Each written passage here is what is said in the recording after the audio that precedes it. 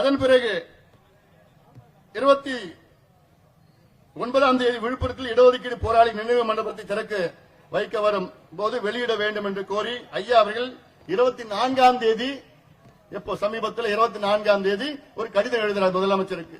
வண்டியூர் மணிமண்டபம் நீங்க திறக்க வரீங்க, அது பரவாயில்ல. ஆனா அதை விட முக்கியம் எது? வண்டியர்களுக்கு உள்ஒதுக்கீடு வேணும், இடஒதுக்கீடு வேணும், அதுதான் முக்கியம். நீங்க மணிமண்டபம் திறக்க வர அன்னைக்கு நீங்க வண்டியர்களுக்கு உள்ஒதுக்கீடு கொடுப்போம், கொடுத்து விட்டோம், இல்ல கையெழுத்து போட்டு வந்துட்டேன்னு ஏதாவது ஒரு அறிவிப்பு வேணும் அப்படின்னு முதலமைச்சர்கிட்ட லெட்டர் போடுறார். அந்த லெட்டர் பார்த்த உடனே முதலமைச்சர் அந்த நிகழ்ச்சிக்கு வரல. கேட்டா மழைன்னு சொல்லிட்டார்.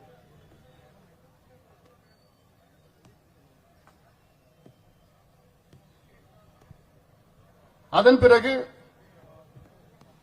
ஒன்றிய பொதுக்குழு கூட்டங்கள் நிறைவேற்றப்பட்டு தீர்மானங்கள் நவம்பர் 26ஆம் தேதி விழுப்புரம் மாவட்ட ஆட்சியரிடம் ஒப்படைக்கப்பட்டது. ஆக இன்னும் நான் போனா இவ்வளவு பேசி இருக்கலாம், போயிட்டு இருக்கலாம். இவ்வளவு செஞ்சோம். ஒரு சில முட்டா பசங்க இவனுங்க எலெக்ஷனுக்காக தேர்தலுக்காக இப்படி எல்லாம் சொல்லிட்டு இருக்காங்க. அதாவது கடந்த தேர்தலில் நடந்தது தெரியல உங்களுக்கு எல்லாம். அன்றைக்கு எடப்பாடி பழனிசாமி முதலமைச்சராக இருந்த நேரத்தில் ஐயா என்ன சொன்னாரு? எங்களுக்கு ஒரு சீட்டு கூட வேண்டாங்க, வெத்து பேப்பர்ல நான் கையெழுத்து போட்டு கொடுக்கிறேன். எங்களுக்கு வேண்டியது இந்த மக்களுக்கு வன்னியர்களுக்கு உள்ஒதுக்கீடு கொடுங்க, இதுதான் கேட்டோம். அது எதுவுமே வேண்டாம். தேர்தல் எங்களுக்கு பெருசு கிடையாது. தமிழ்நாட்டின் வளர்ச்சி தான் எங்களுக்கு பெருசு. தமிழ்நாட்டில் அடக்கப்பட்ட, ஒடுக்கப்பட்ட, வஞ்சிக்கப்பட்ட, பின்தங்கியுள்ள மக்கள் முன்னேற வேண்டும். இது வன்னியர்கள் மட்டும் கிடையாது, அது போன்ற இருக்கின்ற மற்ற சமுதாயங்களும் முன்னேற வேண்டும் என்றுதான் எங்களுடைய நிலைப்பாடு. அதுதான் உண்மையான சமூக நீதி. முதலமைச்சர் இன்னைக்கு நான் முதலமைச்சர்கிட்ட கேட்கிறேன், உடனடியாக வன்னியர்களுக்கு நீங்கள் 15 விழுக்காடு உள்ஒதுக்கீடு நீங்கள் கொடுத்தீர்கள் என்றால் அடுத்த தேர்தலில் நிபந்தனை இல்லாமல் உங்களை நாங்கள் ஆதரவு அளிக்கின்றோம், உங்களுக்கு ஆதரவு கொடுக்கின்றோம்.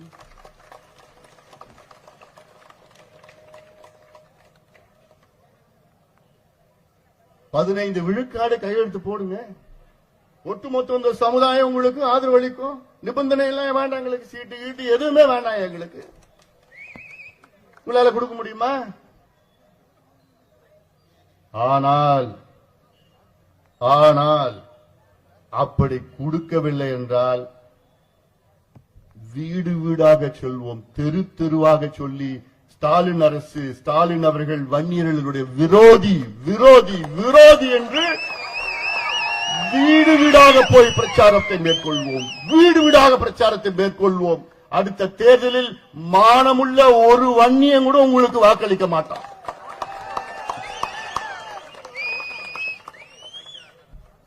அது எப்படி செய்யணும்னு எங்களுக்கு தெரியும். இது எங்களுடைய சமூக நீதி போராட்டம். இதை சில பேர் கொச்சப்படுத்திட்டு இருக்கிறாங்க உங்க கட்சியில. அதை கூட கண்டிக்க துப்பு இல்லை உங்களுக்கு. ஆனா பேசுறது இது மத்திய அரசு பண்ணணும், மத்திய அரசு பண்ணணும், இதுல ஜாதி வாரி கணக்கெடுப்பு நடத்தணும் வேற, அதுல ஒரு புதுசா ஒரு பில்டப் ஒண்ணு.